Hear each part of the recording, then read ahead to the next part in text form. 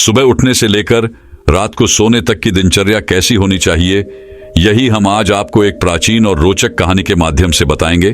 तो चलिए कहानी की शुरुआत करते हैं। दोस्तों, सुबह उठते ही सबसे पहले आप क्या करते हैं, यह आपके पूरे दिन की एक मजबूत शुरुआत तय करता है।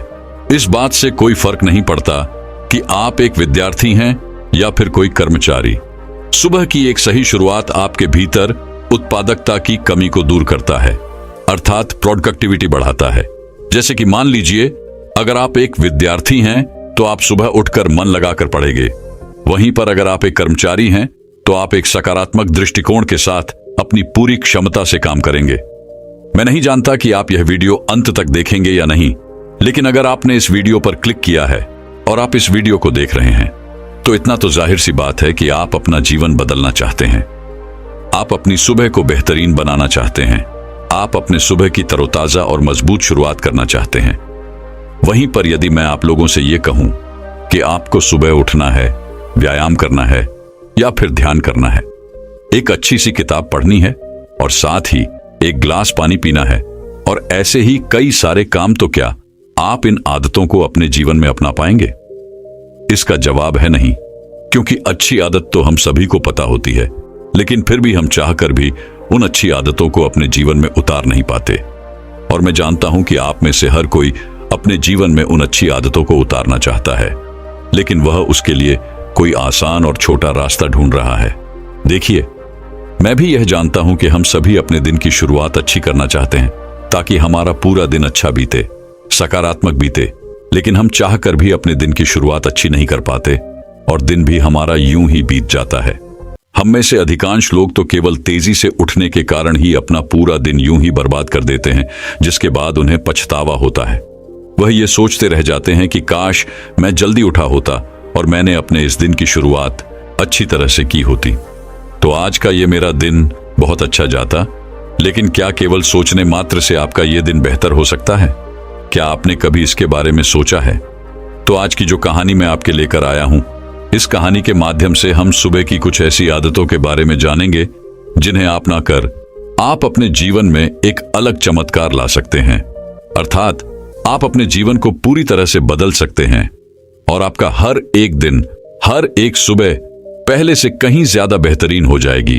आपकी सुबह सकारात्मक होगी, जिस कारण आपका पूरा दिन बेहतर से बेहतरीन होने लगेगा और आप जैसे चाहेंगे आप अपना दिन वैसा बना सकते हैं। बहुत समय पहले की बात है, एक नगर में विजय नाम का एक व्यक्ति रहता था जो अपने जीवन में कुछ करना चाहता था। वह पैसा कमाना चाहता था, नाम कमाना चाहता था, लोगों के बीच अपनी पहचान बनाना चाहता था, लेकिन वह अपनी बुरी आदतों के कारण बहुत परेशान था। वह अपने इन बुरी आदतों को बदलना तो चाहता था, लेकिन वह चाहकर भी अपनी इन बुरी आदतों से पीछा नहीं छुड़ा पा रहा था। वह हर रोज देरी से उठता और उठते ही वह स्नान करता। उसके बाद वह नाश्ता करता। वह जल्दबाजी में अपने काम पर निकल जाता और अधिकांश ही वह अपने दफ्तर तक पहुंचने में देर कर देता, जिस कारण उसका मालिक उसे बहुत खरी खोटी सुनाया करता था और इसी वजह से उसका पूरा दिन भी बेकार हो जाया करता। वह दिन भर क्रोधित रहता, परेशान रहता, चिड़चिड़ा रहता और दूसरी तरफ जब वो शाम को थका हारा घर लौटता तो घर पर भी उसे तरह तरह के ताने सुनने को मिलते, जिस कारण वो बहुत परेशान रहने लगा था। वो बहुत चिंतित रहने लगा था। उसे कुछ भी समझ नहीं आ रहा था कि आखिर वह क्या करे, किस तरह से अपने इन बुरी आदतों से छुटकारा पाए, किस तरह से वह अपने जीवन में वह हासिल करे जो वो चाहता है। देखते ही देखते ऐसे ही कई दिन बीत गए और एक दिन जब वो अपने दफ्तर देरी से पहुंचा तो उसका मालिक पहले से ही क्रोधित था, जिस कारण उसने विजय को काम से निकाल दिया। अब विजय बेरोजगार हो चुका था और उसके पास इतने पैसे भी नहीं थे कि वह कुछ दिनों तक अपने घर का गुजारा कर सके और इसी कारण विजय अत्यधिक चिंता में था। वह एक वृक्ष के नीचे जाकर बैठ गया और अपने हालातों के बारे में सोचने लगा। तभी वहां से एक गुरु गुजर रहे थे। उन गुरु ने जब विजय को देखा तो वह उसकी मनोदशा समझ चुके थे। वह जान चुके थे कि विजय बहुत परेशान है, वह बहुत चिंतित है। वह गुरु विजय के पास पहुंचे और उन्होंने विजय से कहा, क्या बात है बेटा, तुम बहुत परेशान लग रहे हो। इस पर विजय जवाब देते हुए कहता है गुरुवर, मैं आपको क्या बताऊं, मैं अपनी बुरी आदतों के कारण बहुत परेशान हो चुका हूं। मैं हमेशा देरी से उठता हूं और इसी कारण मैं हमेशा दफ्तर देरी से पहुंचता हूं और इसी कारण आज मेरे मालिक ने मुझे दफ्तर से निकाल दिया। अब तो मेरे पास मेरी नौकरी भी नहीं रही। मेरे पास तो इतने पैसे भी नहीं है कि कम से कम कुछ दिनों के लिए मैं अपने परिवार का गुजर बसर कर सकूं। मैं तो अपने जीवन में कुछ बड़ा करना चाहता था, पैसे कमाना चाहता था, नाम कमाना चाहता था, लोगों के बीच अपनी पहचान बनाना चाहता था, लेकिन आज मेरे पास कुछ भी नहीं है। अब आप ही बताइए मैं क्या करूं? इस पर वह गुरु विजय से कहते हैं, बेटा, इतनी बड़ी जिंदगी में क्या एक छोटी सी आदत अपनाना तुम्हारे लिए इतना मुश्किल काम है? अगर तुम कुछ अलग करना चाहते हो, कुछ बड़ा करना चाहते हो, अपना नाम कमाना चाहते हो, पैसा कमाना चाहते हो, तो याद रखो कि तुम्हें वह नहीं करना जो दुनिया कर रही है। तुम्हें तो कुछ अलग करना होगा। तुम्हें कुछ अलग करने की हिम्मत दिखानी होगी। ये जज्बा ही तुम्हें कुछ अलग पहचान दिलाएगा और तुम्हें उस मुकाम तक पहुंचाएगा जहां लोग आपको आपके नाम से नहीं बल्कि आपके काम से जानेंगे। और इसकी शुरुआत तुम्हें अपने उन आदतों से करनी होगी जिन आदतों के कारण तुम आज इतने परेशान हो, जिनके कारण आज तुम यहां पर हो। इस पर विजय कहता है गुरुवार, मैंने अपनी आदतों को बदलने की कोशिश की है। मैंने कई तरीके अपनाए, कई तरह की कोशिशें की, लेकिन मैं हर बार नाकामयाब रहा। मैं अपनी आदतों को नहीं बदल पाया और इसी वजह से तो आज मेरी यह हालात है। इस पर वह गुरुवर विजय से कहते हैं, क्योंकि बेटा, तुम वो कर रहे थे जो लोग कर रहे हैं। तुमने कुछ अलग करने की कोशिश ही नहीं की। तुम्हें जिसने जो बताया, तुमने वो तरीका अपना लिया। क्या तुमने इसे अपने जीवन में उतार कर देखा? क्या तुमने इसे अपने तरीके से अपना कर देखा? इस पर विजय कहता है, नहीं गुरुवर, मुझे जिसने जो भी बताया, जैसे भी बताया, मैंने उसे उसी तरीके से अपनाया, लेकिन फिर भी मैं उन्हें अपना ना सका। तभी वह गुरुर कहते हैं, बेटा, आज मैं तुम्हें कुछ ऐसी आदतें बताने जा रहा हूं जो बहुत छोटी सी हैं, लेकिन तुम्हारे जीवन में बहुत बड़ा बदलाव लाने में सक्षम है। यदि तुम इन आदतों को अपने जीवन में उतार लेते हो तो तुम अवश्य ही अपने जीवन में सफलता प्राप्त कर पाओगे। तुम जैसे चाहोगे, तुम अपना जीवन वैसे ही बिताओगे। तभी विजय कहता है गुरुवर, बताइए वह कौन सी आदतें हैं? कृपया करके मेरा मार्गदर्शन करें। इस पर गुरुवर विजय से कहते हैं, बेटा, सबसे पहली आदत है कि भीड़ से पहले उठो। तुमने देखा होगा कि अधिकांश लोग 9 बजे, 10 बजे या फिर 11 बजे तक उठते हैं और ऐसे उनका आधा दिन तो यूं ही निकल जाता है। लेकिन जब तक उन बाकी लोगों से सुबह जल्दी उठते हो तो तुम पहले ही उन बाकी लोगों के मुकाबले सबसे अमीर हो, क्योंकि तुम उनके मुकाबले 3-4 घंटे पहले हो चुके हो और पूरे दिन में तुम्हारे पास अब 3-4 घंटे उनसे कहीं ज्यादा है। अर्थात अब तुम्हारे पास 3-4 घंटे अधिक समय है और इस समय का इस्तेमाल तुम अपने लक्ष्य को प्राप्त करने में लगा सकते हो। तभी विजय कहता है गुरुवर, आपने तो इतनी आसानी से कह दिया कि सुबह 5 या 6 बजे उठो, लेकिन मैं उठूंगा कैसे? अगर यह इतनी आसान आदत होती तो क्या मैंने इसे पहले ही नहीं अपना दिया होता? इस पर वह गुरु मुस्कुराने लगे और विजय से कहते हैं, बेटा, तुमने देखा होगा कि आजकल हर कोई घंटी वाली घड़ियों का इस्तेमाल करते हैं जिससे वह सुबह जल्दी उठ सके। लेकिन जब सुबह सुबह उनकी नींद गहरी होती है, उसी वक्त वह घंटी घड़ी बजने लगती है और ऐसे में उनकी नींद में अवरोध पड़ने लगता है और तब वह व्यक्ति उस घड़ी की घंटी को बंद करके फिर से सो जाते हैं। और यहीं से शुरू होती है आपकी जादुई सुबह, अर्थात दिन भर चिड़चिड़ापन जो पूरे दिन बरकरार रहता है। इसीलिए यह कोशिश करो कि जैसे ही आपकी घंटी बजे, आप पहले ही घंटी के साथ अपने बिस्तर को छोड़ दें और उठकर तैयार हो जाए। इससे आपकी सुबह बेहतरीन हो जाएगी, आप तरोताजा महसूस करेंगे और इसी समय आपके भीतर सकारात्मकता का प्रभाव भी होगा, जिससे पूरे दिन आपका मस्तिष्क केवल सकारात्मक विचारों पर ही काम करता है। दोस्तों, विज्ञान के अनुसार भी सुबह इस समय में आपके भीतर एनर्जी का लेवल सबसे हाई होता है। विज्ञान भी यही कहता है कि सुबह जल्दी उठने से हमारे दिमाग पर तनाव कम पड़ता है और हमारा मस्तिष्क कुछ ऐसे हार्मोन्स छोड़ता है जिनके कारण हम दिन भर तनाव मुक्त रहते हैं और हमारा पूरा दिन खुशनुमा रहता है। हम पूरे दिन तरोताजा और अच्छा महसूस कर पाते हैं। लेकिन उसी के विपरीत जब हम देरी से उठते हैं तो इन हार्मोन्स की मात्रा पहले से अधिक होती है, जिससे आपके स्वास्थ्य पर भी बुरा प्रभाव पड़ता है। इसीलिए अक्सर आपने यह भी महसूस किया होगा कि जब आप देरी से उठते हैं तो अक्सर ही आप चिड़चिड़ा महसूस करते हैं, जिस कारण आपका पूरा दिन यूं ही वेस्ट हो जाता है और आप तरह तरह की उलझनों में फंसे रहते हैं। आपका मस्तिष्क तनाव में रहता है और आप कोई भी फैसला सही ढंग से नहीं ले पाते। इसलिए सुबह उठना बहुत जरूरी है। आगे वह गुरुवर विजय से कहते हैं, समय के मामले में तो तुम बाकी लोगों से अमीर तो होंगे, लेकिन अब तुम सुबह उठते ही करोगे क्या? क्या तुमने इसके बारे में सोचा है? इसका जवाब देते हुए विजय कहता है, हाँ, मैं जानता हूं कि मुझे सुबह क्या करना है। सुबह उठते ही सबसे पहले मैं अखबार पढ़ता हूं, फिर स्नान करता हूं, नहाता हूं और उसके बाद में दफ्तर के लिए निकल जाता हूं। तभी वह गुरुवर कहते हैं, तुम्हें ऐसा बिल्कुल भी नहीं करना चाहिए। सुबह उठकर सबसे पहले तुम्हें 2 से 3 मिनट के लिए शांति से बैठना चाहिए। उसके बाद तुम्हें पूरे 1 गिलास पानी पीना चाहिए, क्योंकि रात भर तुम्हारे शरीर को पानी नहीं मिला होता, जिस कारण तुम्हारे शरीर में पानी की कमी होती है। और ऐसे में जब तुम 1 गिलास पानी पीते हो, इससे न केवल तुम्हारे शरीर को पानी मिलता है, बल्कि हमारा शरीर और मजबूत होता है और उसे तरह तरह की बीमारी से लड़ने की क्षमता भी प्राप्त होती है। और सुबह उठकर 1 गिलास पानी पीने से हमारा पेट भी अच्छी तरह से साफ होता है। साथ ही यह हमारे पाचन तंत्र को भी मजबूत करने में हमारी बहुत मदद करता है।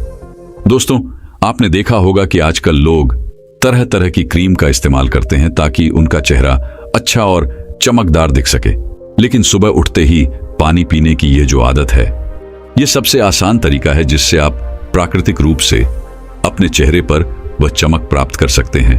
और 1 गिलास पानी पीने से आपके शरीर के भीतर बैठी हुई वह सारी गंदगी भी बाहर निकल जाती है और हमारा खून भी साफ होने लगता है।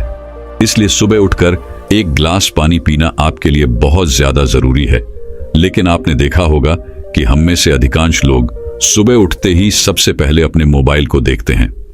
उसके अंदर क्या नोटिफिकेशन आई है, क्या कुछ नया आया है, क्या नई खबर आई है? ऐसा आपको बिल्कुल भी नहीं करना चाहिए। ऐसा करने से आपकी सुबह की वह तरोताजगी जड़ से मिट जाती है। इसका कारण यही है कि दुनिया भर की नकारात्मक सोशल मीडिया प्लेटफॉर्म के जरिए हमारे दिमाग में तरह तरह की बातें भर दी जाती हैं और सुबह सुबह यदि हम नकारात्मक चीजें देखेंगे, सुनेंगे या फिर पढ़ेंगे तो ये हम पर नकारात्मक प्रभाव भी डालेगा। इसलिए सुबह उठकर आपको कम से कम 2 से 3 मिनट तक शांति से बैठना है और अपने आप से सकारात्मक बातें करनी है और साथ ही 1 गिलास पानी भी पीना है। मैं आपको इतने सारे कारण इसलिए बता रहा हूं ताकि मैं चाहता हूं कि आपके लिए कोई एक कारण जो सबसे महत्वपूर्ण हो, कम से कम उसी के लिए आप यह आदत अपना ले जिससे आपका जीवन पहले से बेहतर हो जाए। आगे वह गुरुवर विजय से कहते हैं, बेटा, तुम सुबह जल्दी उठ भी गए और तुमने 1 गिलास पानी भी पी लिया, लेकिन अब उसके बाद तुम्हें क्या करना चाहिए यह भी ध्यान से सुन लो। आगे वह गुरुवर विजय को अगली आदत बताते हुए कहते हैं, 1 गिलास पानी पीने के बाद हम में से अधिकांश लोग नाश्ता करने चले जाते हैं, लेकिन तुम्हें ऐसा नहीं करना है। तुम्हें नाश्ता करने से पहले अर्थात खाली पेट कम से कम 10 मिनट के लिए व्यायाम करना है, या फिर तुम चाहो तो ध्यान भी कर सकते हो। और यदि तुम यह पहले से ही करते हो तो कम से कम तुम्हें 20 मिनट या फिर 30 मिनट के लिए व्यायाम करना शुरू करना चाहिए। और यदि तुम यह नहीं करते हो तो तुम्हें केवल 10 मिनट से ही इसकी शुरुआत करनी चाहिए। तभी विजय उन गुरुवर की बात को काटते हुए कहता है गुरुवर, मैंने व्यायाम करने की कोशिश की है, लेकिन केवल 1 या 2 दिन, उसके बाद मैं व्यायाम नहीं कर पाता क्योंकि मेरे शरीर में बहुत दर्द होने लगता है और फिर व्यायाम करने का मन ही नहीं होता। इसलिए मैं 1 या 2 दिन के बाद व्यायाम नहीं कर पाता। इस पर वह गुरु मुस्कुराने लगे और विजय से कहते हैं, बेटा, शुरुआती दिनों में आपको व्यायाम करने में थोड़ी सी परेशानी तो अवश्य आएगी, बदन भी दर्द होगा, क्योंकि आपके शरीर को व्यायाम करने की आदत नहीं है और आपने अचानक ही व्यायाम करना शुरू कर दिया, जिससे आपके शरीर की ऊर्जा की खपत होती है, जिससे आंख थकान महसूस करने लगते हैं, आंख को दर्द भी महसूस होता है और इसी कारण हम व्यायाम करना छोड़ देते हैं। लेकिन 3 से 4 दिन के बाद यदि तुम लगातार व्यायाम करते हो तो तुम्हारा यह दर्द खत्म हो जाएगा और देखते ही देखते यह तुम्हारी आदत भी बन जाएगी और व्यायाम करने से तुम पहले से अधिक तरोताजा महसूस कर पाओगे। तुम पूरे दिन भर अपने शरीर में वह ऊर्जा महसूस कर पाओगे और इससे तुम्हारे शरीर में सकारात्मक ऊर्जा का प्रवाह भी होगा, जिससे तुम दिन भर कोई भी फैसले बड़ी आसानी से ले पाओगे। व्यायाम करने से हमारा मस्तिष्क काफी चुस्त और तंदुरुस्त रहता है।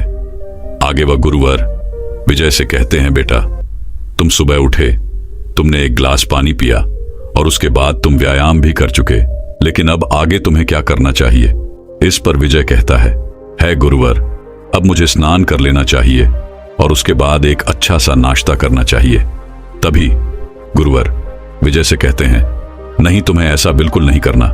जब तुम व्यायाम कर लोगे या फिर ध्यान कर लोगे तो उसके तुरंत बाद तुम्हें अपने आप से सकारात्मक बातें करनी है, क्योंकि यही बिल्कुल सही समय है। जब आप ध्यान के तुरंत बाद स्वयं से कुछ सकारात्मक वाक्य कहते हो तो ऐसे समय पर हमारा पूरा ध्यान केवल हमारे वाक्य पर होता है और यह बात सीधे हमारे अवचेतन मन तक पहुंचती है, जिससे हमारा अवचेतन मन सकारात्मक होने लगता है।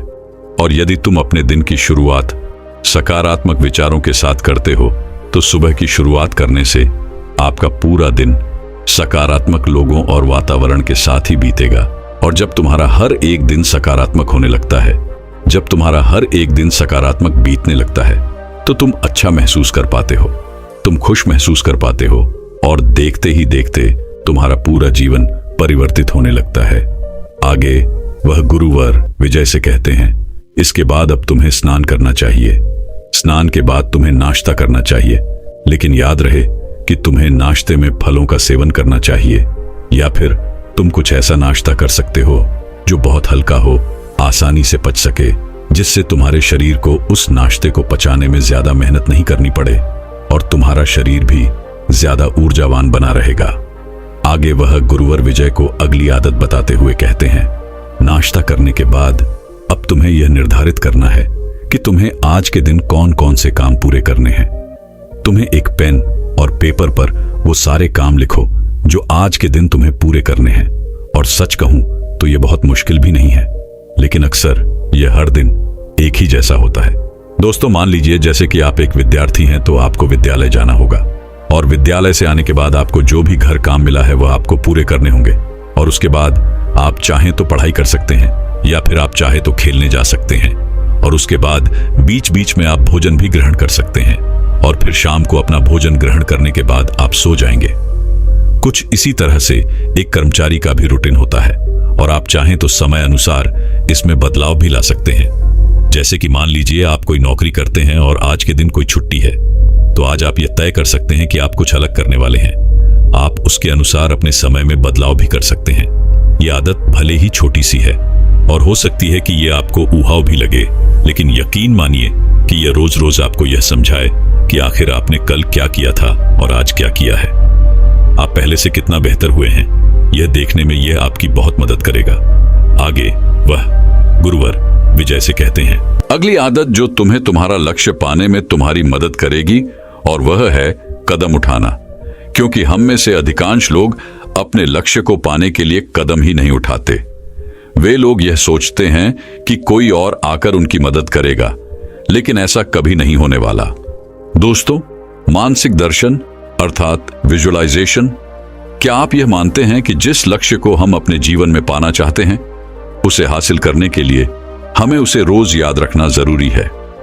वैसे इसके ऊपर हमने अलग से एक वीडियो बना रखा है, आप चाहें तो उसे भी जाकर के देख सकते हैं।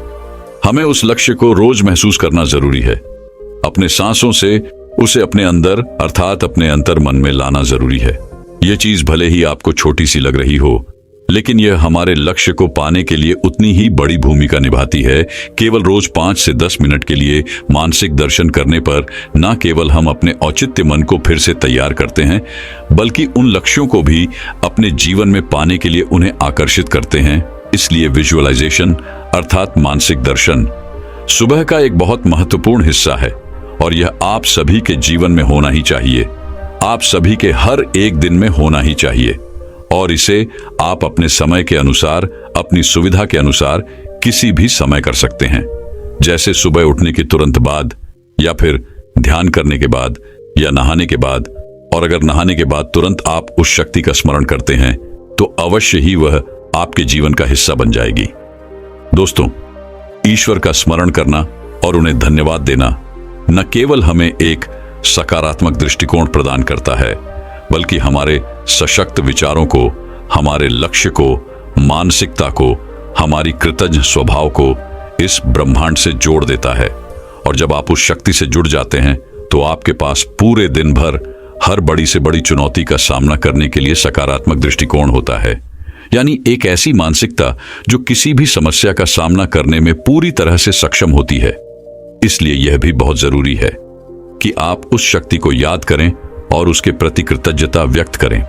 आखिर में गुरुवर विजय को आखिरी आदत बताते हुए कहते हैं, सुबह उठकर कुछ अच्छा पढ़ना या लिखने की आदत डालो, क्योंकि अच्छा पढ़ने या लिखने की आदत न केवल हमें मानसिक रूप से ही नहीं बेहतर बनाती है, बल्कि यह हमारे शब्द भंडार को भी विकराल रूप देती है, जिससे हम किसी के सामने भी बात करने में अच्छी तरह से शब्दों का प्रयोग कर पाते और हमें यह भी समझ में आता है कि कौन से शब्द किसके सामने इस्तेमाल करने चाहिए, और इसे हमारे विचारों को, हमारे मानसिकता को और जीवन की चुनौतियों को देखने के हमारे नजरिए को एक नया आईना मिलता है। मैं जानता हूं कि पढ़ना और लिखना यह आदत इतनी आसानी से नहीं पड़ने वाली।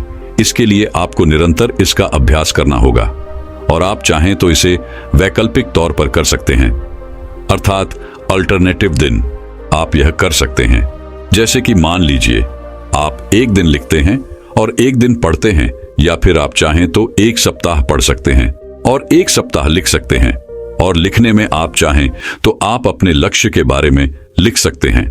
आप सकारात्मक वाक्य लिख सकते हैं, सकारात्मक बातें लिख सकते हैं, जिससे हमारी मानसिकता को बदलने में बहुत मदद मिलती है, जिससे हमारी सोच में परिवर्तन भी आता है और हम सकारात्मकता की ओर आगे बढ़ने लगते हैं और हम सकारात्मक कदम उठाने लगते हैं।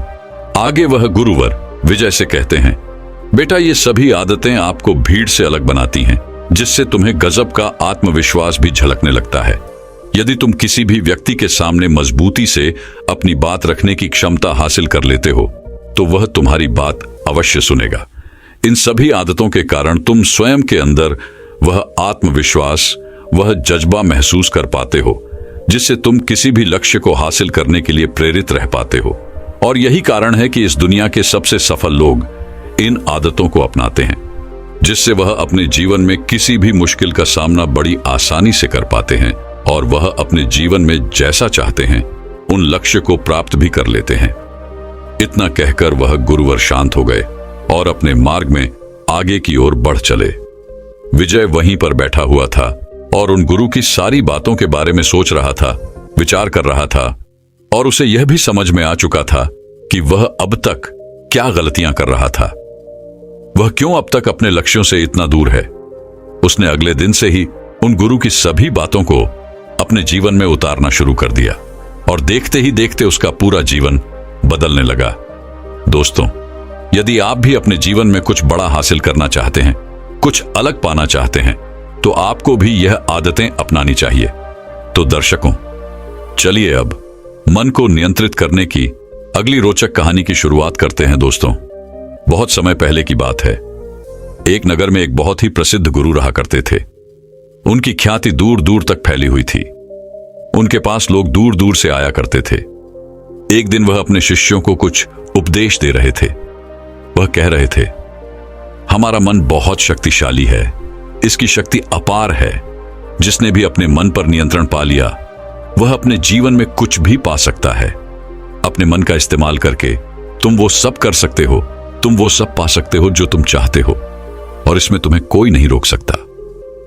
वहां पर उपस्थित सभी शिष्य उन गुरु की सारी बातें ध्यानपूर्वक सुन रहे थे। तभी एक शिष्य खड़ा हुआ और उसने उन गुरुवर से कहा, एच गुरुवर, आखिर यह मन क्या है? हम कौन हैं? और इस ब्रह्मांड में हमारा अस्तित्व क्या है? इस पर गुरु मुस्कुराने लगे और अपने उस शिष्य से कहते हैं, तुम कौन हो? पहले तुम मुझे यह बताओ। इस पर मनुष्य कहता है, हे गुरुवर, मैं एक लड़का हूं। मैं आप ही के साथ इसी आश्रम में रहता हूं। मेरा नाम पृथ्वी है और मैं आपका एक शिष्य हूं। इस पर वह गुरु अपने उस शिष्य से कहते हैं, ठीक है, मैं ये समझ गया कि तुम्हारा नाम पृथ्वी है और तुम मेरे साथ मेरे आश्रम में ही रहते हो। तुम मेरे एक शिष्य हो। लेकिन यह तो तुम्हारा शरीर है जो हमें इस दुनिया में दिखाई दे रहा है, लेकिन आपके भीतर जो आपके शरीर को चलाने वाली शक्ति है वह तो दिखाई नहीं देती, और शरीर को चलाने वाली चैतन्य शक्ति को ही हम आत्मा कहते हैं। तभी मनुष्य एक बार फिर उन गुरुवर से कहता है, हे गुरुवर, यह आत्मा क्या होती है? इस पर वह गुरुवर अपने शिष्य के इस सवाल का जवाब देते हुए कहते हैं, भंते, आत्मा हमें दिखाई नहीं देती, हम उसे केवल महसूस कर सकते हैं। ठीक उसी तरह जिस तरह यह हवा जिसे हम देख नहीं सकते लेकिन इसे हम महसूस जरूर कर सकते हैं। दोस्तों, ठीक उसी तरह से बिजली भी है। बिजली से चलते पंखे को हम देख सकते हैं, लेकिन बिजली अर्थात उसे चलाने वाली ऊर्जा अदृश्य है। बिजली के बिना उस पंखे का कोई अस्तित्व नहीं। आगे वह गुरु अपने शिष्य से कहते हैं, ठीक इसी प्रकार हमारी आत्मा जब हमारे शरीर को छोड़कर चली जाती है तो हमारे शरीर का कोई अस्तित्व नहीं रह जाता। हमारा अस्तित्व वहीं पर समाप्त हो जाता है, जिसे हम मृत्यु कहते हैं। तभी मनुष्य एक बार फिर से खड़ा होता है और उन गुरुओं से कहता है, आप तो हमें मन के बारे में बता रहे थे, फिर आखिर हमारे मन और हमारी आत्मा का क्या संबंध है? इस पर वह गुरु कहते हैं, अपने शिष्य को समझाते हुए कहते हैं, भंते, हमारी आत्मा 3 काम करती है, मन, बुद्धि और संस्कार। चलो मैं तुम्हें इसे एक उदाहरण के तौर पर समझाता हूं। जब भी तुम्हारे सामने परीक्षा निकट होती है तो उस समय तुम्हें अधिक से अधिक पाठ्यक्रमों को याद करने की आवश्यकता पड़ती है, और ठीक उसी समय हमारे मन में से एक आवाज आती है कि मैं इतना सब कुछ एक दिन में याद नहीं कर सकता, लेकिन हाँ, मैं नकल जरूर कर सकता हूं, या फिर मैं किसी से पूछ सकता हूं। ठीक इसी प्रकार हमारे मन में कई प्रकार के विचार उत्पन्न होने लगते हैं, और जब आप इन सब विचारों को पढ़कर किसी एक विचार पर निर्णय लेते हैं, अर्थात किसी एक विचार पर संकल्प लेते हैं, तो इसी फैसले को बुद्धि कहते हैं। और वहीं पर यदि आपकी बुद्धि भी आपसे यही कहती है, हां, तुम नकल करके अवश्य ही उत्तीर्ण हो जाओगे और ऐसा करना सही है, तो ये हो गया आपका संस्कार। और एक बार यदि आपका संस्कार बन गया तो सोच किसी काम की नहीं रह जाती, संस्कार ही हमारे व्यवहार में रह जाता है। जैसे कि अभी आप किसी के बच्चे हैं, किसी के भाई, किसी के बहन, किसी की माता या फिर पिता, सभी के जीवन में आप एक अलग और अहम भूमिका निभाते हैं। आपकी अलग अलग जिम्मेदारियां भी हैं, लेकिन आप हैं तो एक ही। ठीक इसी प्रकार हमारी आत्मा भी है, वह है तो एक ही, लेकिन वह 3 अलग अलग काम करती है, मन, बुद्धि और संस्कार। और हमारी आत्मा की सबसे पहली सोच में शक्ति है मन, क्योंकि हमारा मन बहुत शक्तिशाली होता है। इसमें अपार शक्ति होती है। मन में ही सोचने और विचारने की क्षमता होती है। हमारे मन में ही इच्छा शक्ति और कल्पना शक्ति जागती है। मन से ही हम महसूस करते हैं, और जब हम अपने मन की सख्ती के अधीन हो जाते हैं तो हम अपने हर कार्य को मन की संतुष्टि के लिए करने लगते हैं। जो कार्य सरल होता है उसे तो हम बड़ी आसानी से कर लेते हैं, लेकिन जो भी कार्य थोड़ा सा भी मुश्किल होता है, जिन्हें पूरा करने में हमें थोड़ी मेहनत करनी पड़ती है, उसके लिए हमें एक सशक्त विचार और मजबूत संकल्पनाओं की आवश्यकता पड़ती है। लेकिन जब हम उस कार्य को नहीं कर पाते तो हम अपने आप को अर्थात अपने मन को दोष देने लगते हैं, उसे कोसने लगते हैं। लेकिन हम ये भूल जाते हैं कि हमारा मन अत्यधिक चंचल है, ठीक उसी चंचल घोड़े की तरह जो हर दिशा में लगातार भागता रहता है। मन उस जिद्दी बच्चे की तरह होता है जो किसी की बात नहीं मानता, और अंततः उसे जो चीज चाहिए वह उसे हासिल करके ही रहता है। और जब हम अपने आत्मा के अस्तित्व को नकार करके शरीर को ही अपनी पहचान बनाते हैं तो हम अपने मन के अधीन हो जाते हैं। इतना ही नहीं, हम अन्य व्यक्तियों के मन को लुभाने वाले वस्त्रों और तरह तरह की चीजों का आचरण भी करने लगते हैं। तभी मनुष्य उन गुरुवर से कहता है, हे गुरुवर, तो क्या केवल हमारे मन हमें केवल भटकाने का ही कार्य करता है? क्या इसका और कोई कार्य नहीं? इस पर वह गुरु कहते हैं, उस शिष्य से कहते हैं, भंते, हमारे मन का दूसरा पहलू भी है। हमारा मन अन्य शक्तियों और संभावनाओं का भंडार है। जब से इस ब्रह्मांड की उत्पत्ति हुई है तब से ही हमारा मन भी है, और यह नश्वर है, अर्थात इसे कभी मारा नहीं जा सकता। यह एक शरीर छोड़कर दूसरे शरीर में बस जाता है, और जब हम यह महसूस कर पाते हैं कि हमारा अस्तित्व इस नश्वर शरीर से कहीं आगे है, तब हम यह भी समझ पाते हैं कि हमारी आत्मा इस ब्रह्मांड का एक अंश है। हम अपने मन के अनंत शक्ति को महसूस कर पाते हैं। इस दुनिया में जन्म लेने वाले महान वैज्ञानिक और बड़े से बड़े लोग भी अपने मन का केवल 15% हिस्सा ही इस्तेमाल कर पाए हैं, और जब केवल 15% शक्तियां हासिल करने के बाद भी वह अपना नाम अमर कर गए। तो जरा एक बार के लिए अंदाजा लगाइए कि अगर आपने अपने मन का 100% इस्तेमाल कर लिया तो आप किस प्रकार की संभावनाओं को हासिल कर सकते हैं। एक औसत व्यक्ति अपने मन का केवल 5% हिस्सा ही इस्तेमाल कर पाता है, और बची हुई सारे 95% शक्तियां हमारे मित्र के साथ ही यूं ही व्यस्त हो जाती हैं। हमारे मन में हर रोज हजारों विचार जन्म लेते हैं, और जब वैज्ञानिकों ने हमारे मन पर शोध की तो उन्हें पता लगा कि ये मुख्य 4 प्रकार के होते हैं, जिनमें सबसे पहला है सकारात्मक विचार। लेकिन इनकी मात्रा बहुत कम होती है। जो भी व्यक्ति सकारात्मक विचार रखता है वह जीवन में कुछ भी हासिल कर सकता है। वह हमेशा खुश और आनंदित रहता है। वह किसी भी बड़ी से बड़ी समस्या या परिस्थितियों का सामना करने में सक्षम होता है। अगला है नकारात्मक विचार। इसमें बुराई, कमजोरी और विकृत मानसिकता वाले विचारों का समावेश होता है। ऐसे व्यक्ति हमेशा एक दूसरे से शिकायत करते रहते हैं। वह एक दूसरे से जलते हैं, ईर्ष्या करते हैं, और वह अपने जीवन में कभी कुछ हासिल नहीं कर पाते। तीसरा है आवश्यक विचार।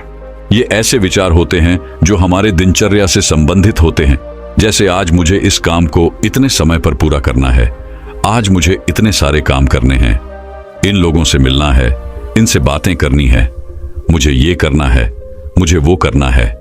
ऐसे ही कई प्रकार के विचार जो हमारी दिनचर्या से संबंधित होते हैं, और ये सभी हमारे लिए आवश्यक विचार होते हैं।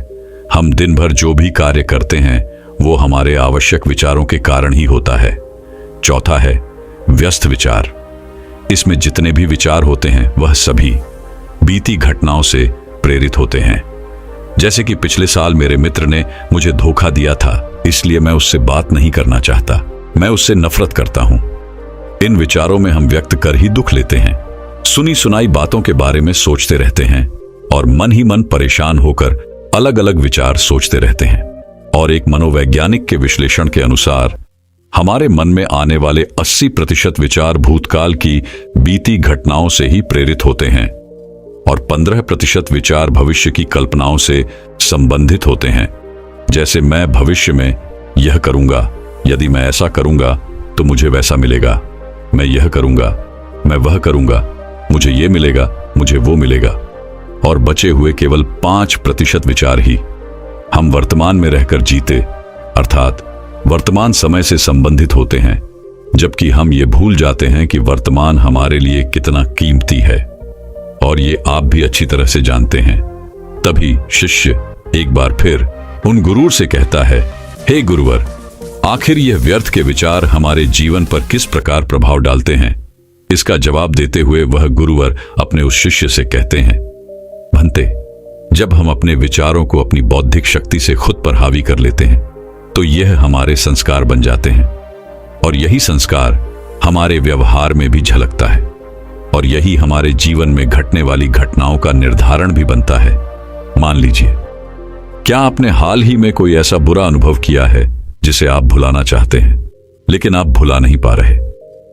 आपके साथ कुछ ऐसा घटा है जो आप याद नहीं रखना चाहते और आपने उसी व्यक्ति के विचार को अपना संस्कार बना लिया, तो आप व्यर्थ ही परेशान रहेंगे, चिंतित रहेंगे और इसका परिणाम यह होगा कि आपका जीवन दुखों से भर जाएगा। आप हमेशा चिंता में परेशान रहेंगे।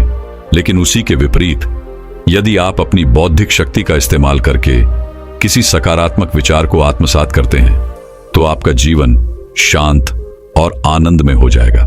आप हर काम में मन लगा पाएंगे, आप हर काम में अपना 100% दे पाएंगे।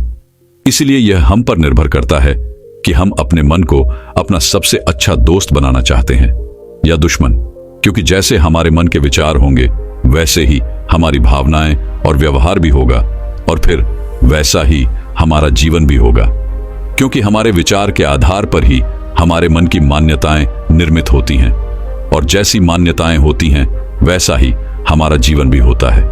क्योंकि हमारे मन में उठने वाले विचार एक बीज की तरह है जैसे विचार हम अपने मन में बोते हैं वैसे ही हमें फल भी मिलते हैं।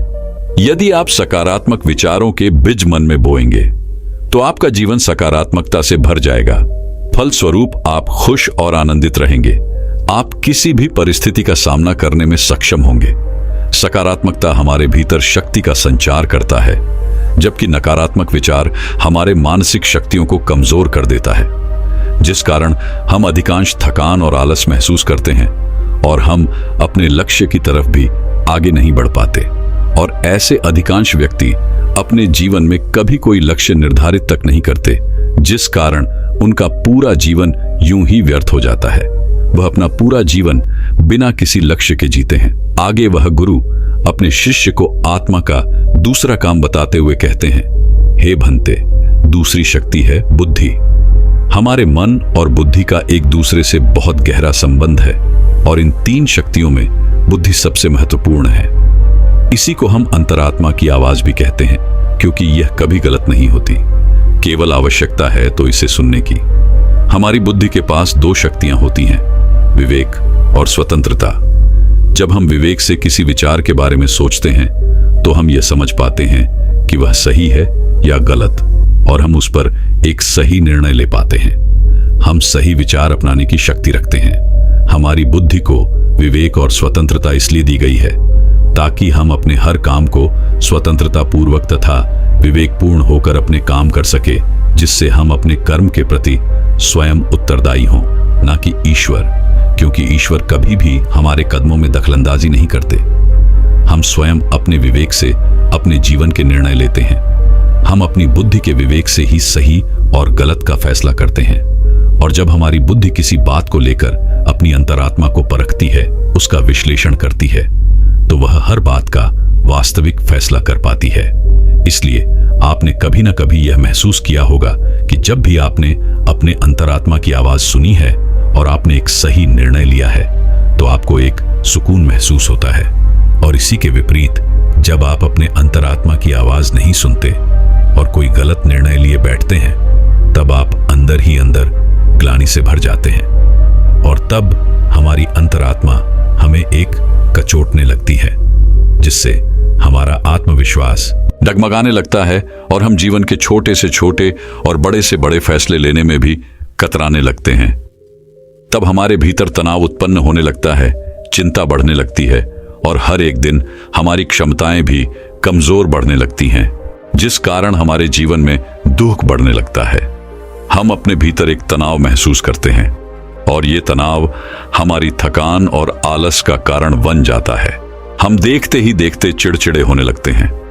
छोटी छोटी बातों पर हम नाराज होने लगते हैं, परेशान होने लगते हैं, और इसका कारण है कि धीरे धीरे हम खुद को अपनी आत्मा से अलग समझने लगे हैं, क्योंकि हमने अपना अस्तित्व अपने शरीर तजक ही सीमित कर दिया है और अपनी बुद्धि को हम आध्यात्मिक से बहुत दूर ले जा चुके हैं। और यही कारण है कि हम अपनी बौद्धिक शक्ति भी खोते जा रहे हैं और हम अपनी बुद्धि का विवेक भी धीरे धीरे करके खो रहे हैं। लेकिन आप चाहें तो आध्यात्मिक और ध्यान की मदद से अपनी खोई हुई बुद्धि अर्थात विवेक को फिर से वापस ला सकते हैं। लेकिन अब आप कहेंगे कि हमारे पास तो समय ही नहीं है, तो इसका बहुत ही सीधा सा जवाब है, समय किसी के पास नहीं होता, लेकिन आप चाहें तो अपने लिए समय जरूर निकाल सकते हैं। सुबह सुबह आप योगा आभास कर सकते हैं, ध्यान कर सकते हैं, अपनी बुद्धि को विवेक और स्वतंत्रता का उपहार दे सकते हैं और अपना जीवन खुशी और खुशहाली से भर सकते हैं। अपना जीवन असंख्य सकारात्मक भावनाओं से भर सकते हैं। जब हम सुबह सुबह ध्यान करते हैं तो इससे हमारी आत्मा भी सकारात्मक ऊर्जा से भर जाती है। खुद के साथ हम एक जुड़ाव महसूस कर पाते हैं। दिन भर हम एक ऊर्जा महसूस कर पाते हैं, जिससे हम खुश रह पाते हैं, आनंदित रह पाते हैं और दिन भर हम अपने भीतर आत्मविश्वास महसूस कर पाते हैं। आगे वह गुरुवर अपने उस शिष्य से आत्मा का तीसरा काम बताते हुए कहते हैं, संस्कार। लेकिन अब आपके मन में यह प्रश्न उठ रहा होगा, क्या करें? संस्कार क्या होते हैं? तो इसका भी बहुत ही सीधा और सरल सा जवाब है। मन में आने वाले विचारों को जब हम अपनी बुद्धि के तराजू पर तोलते हैं और सही और गलत में से किसी एक विचार को जब हम चुन लेते हैं, तो वही हमारा संस्नम कार्व जाता है और हमारे जीवन का निर्धारण करता है। और हमारे संस्कार ही हमारे व्यवहार में उतरते हैं, जो हमारे कामों को भी संचालित करते हैं, और यही हमारे व्यक्तिगत अर्थात हमारी पर्सनालिटी का निर्माण भी करते हैं। हमारा मन, बुद्धि और संस्कार तीनों एक दूसरे से जुड़े हुए हैं। वह तीनों एक दूसरे को प्रभावित करते हैं। अगर सरकार अच्छे हैं तो मन और बुद्धि भी सकारात्मक रूप से अच्छी तरह काम करती है। ये बात तो आप भली भांति जानते होंगे कि इस पृथ्वी पर असंख्य लोग हैं, लेकिन उन सभी के संस्कार एक दूसरे से अलग है। उन सभी का आचरण भिन्न है, और जिसका कारण है संस्कार। और ये संस्कार भी 5 प्रकार के होते हैं, जिनमें सबसे पहले है मूल संस्कार। जब परमात्मा के धाम से आत्मा इस दृष्टि पर आती है, तब वह पवित्र और सातों गुनी संस्कारों से भरपूर और होती है। और यही कारण है कि जब भी हम किसी छोटे नवजात शिशु को देखते हैं, तब हम उसके प्रति आकर्षित होने लगते हैं, क्योंकि उसमें हमेशा हमें प्रेम, सकारात्मक भावना ही नजर आती है। लेकिन जैसे जैसे वह बच्चा बड़ा होने लगता है, तो वह भी इस समाज की सीमित मानसिकताओं में बड़ा होने लगता है, और धीरे धीरे वह अपने अस्तित्व को भूल जाता है। और देखते ही देखते उस बच्चे में लालच, लोभ, क्रोध, मोह आदि अनेक प्रकार के अगुण अपने आप ही पनपने लगते हैं, जिस कारण वह अपने मूल संस्कारों को खो बैठता है। आगे वह गुरु है। दूसरे संस्कार बताते हुए कहते हैं, पूर्व जन्म के संस्कार। ये संस्कार हमें अपने पूर्वजों जन्मों के किए गए कर्मों से मिलते हैं। और यही कारण है कि आपने कभी कभी सुना ही होगा कि किसी 5 वर्षीय बच्चे ने पूरे शास्त्रों का अध्ययन कर लिया है। किसी बच्चे को ऐसी ऐसी भाषाएं आती हैं जिसके बारे में आप तक नहीं जानते, जो उसके परिवार में कभी बोली तक नहीं जाती। क्या आपने कभी यह सोचा है, आखिर ये संस्कार उनमें कहां से आए? और ये दिया संस्कार उनके अंदर उभरे हैं, तो हमारे अंदर क्यों नहीं? पूर्व जन्म के संस्कार तो हर आत्मा के अंदर उदय होते हैं, लेकिन उनकी तीव्रता अलग अलग होती है। जब पूर्व जन्म के संस्कार हमारी बुद्धि पर हावी हो जाते हैं, तो हमारा विवेक काम नहीं करता और स्वतंत्रता छिन जाती है। हमारी इंद्रियां उन्हीं संस्कारों के अनुरूप काम करने लगती हैं। तीसरा है गर्भ संस्कार। यह संस्कार हमें माता के गर्भ में ही मिलता है।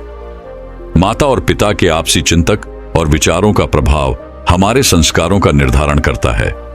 आपने ये बात तो अवश्य ही सुनी होगी, अभिमन्यु को भी चक्रव्यूह को तोड़कर अंदर जाने का संस्कार मिला था, लेकिन उन्हें बाहर निकलने का संस्कार नहीं मिल पाया, क्योंकि उनकी माता को नींद आ जाने के कारण वह आगे की कथा नहीं सुन पाई थी। चौथा संस्कार है हमारे वातावरण, जिसे आप संगति कह सकते हैं। अगर हमारी संगति अच्छी रहती है तो हमारी आदतें और आचरण भी अच्छे और सकारात्मक होते हैं। लेकिन वहीं पर यदि हम बुरे वातावरण में रहते हैं, तो हमारे संस्कार भी उनसे प्रभावित होंगे और हमारे अंदर भी नकारात्मकता और बुरे संस्कार ही पनपेंगे। 5वां संस्कार है दृढ़ता। हम दृढ़ता से अच्छा संस्कार बना सकते हैं और मुश्किल से मुश्किल कामों को हम आसानी से कर सकते हैं। जब हम मनोबल का इस्तेमाल करके अपने भीतर कोई अच्छा संस्कार लाते हैं, तो इससे हमारा व्यक्तित्व चमकने लगता है और हमारा आत्मविश्वास भी बढ़ जाता है। हमारी आत्मा को इस संस्कार से एक सकारात्मक दिशा मिलती है और हम लगातार अपने लक्ष्यों की ओर आगे बढ़ते चले जाते हैं। इस पर पश्चिम एक बार फिर खड़ा होता है और उन गुरु से कहता है, हे गुरु है, आप कह रहे हैं कि हमारी आत्मा के 5 संस्कार हैं, जिनमें से क्या हम पहले 4 संस्कारों के प्रभाव को खत्म कर सकते हैं, अर्थात क्या उन्हें नया रूप दे सकते हैं? इसका जवाब देते हुए बदुरई अपने शिष्य से कहते हैं, हां, यदि तुम चाहो तो अपने भीतर उन 4 संस्कारों को एक बार फिर से निर्मित कर सकते हो, और इसके लिए तुम्हें 5वें संस्कार का इस्तेमाल करना होगा, अर्थात दृढ़ शक्ति और मनोबल से। यदि तुम चाहो तो अपनी दृढ़ इच्छा शक्ति और मनोबल से हर संस्कार को बदल सकते हो।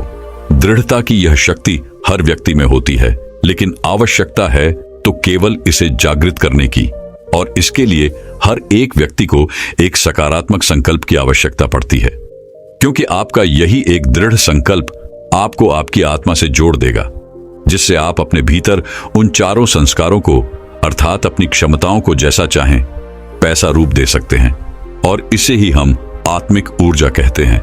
इसका इस्तेमाल करके तुम अपने जीवन को एक नई दिशा दे सकते हो। तुम जैसा चाहो वैसा पा सकते हो। तुम जो भी लक्ष्य चाहो उसे हासिल कर सकते हो। बस इसके लिए तुम्हें अपनी दृढ़ इच्छा शक्ति को और मजबूत करना होगा और उस पर कायम रहना होगा। इतना कहकर वह गुरुवर शांत हो गए और शिष्य भी अच्छी तरह समझ चुका था कि आखिर उसे क्या करना है, वह किस तरह से इन सभी शक्तियों का इस्तेमाल करेगा और अपने जीवन में अपने लक्ष्य को हासिल करेगा। दोस्तों, मैं उम्मीद करता हूं कि यह कहानी सुनने से आपके जीवन में अच्छे बदलाव आए होंगे। आपको इस वीडियो से क्या सीखने मिला, ये कमेंट करके जरूर बताएं और अपने परिवार, दोस्तों या आपके करीबी इंसान के साथ ये कहानी शेयर करके उन्हें भी इस ज्ञान से परिचित करवाएं। बाकी अगर आपको यह वीडियो दिल से अच्छी लगी हो तभी इस वीडियो को लाइक कर देना और आपने अब तक इस चैनल को सब्सक्राइब न किया हो तो चैनल को सब्सक्राइब भी जरूर कर देना। आपका हर दिन शुभ हो और खुशियों से आपका जीवन भरा रहे।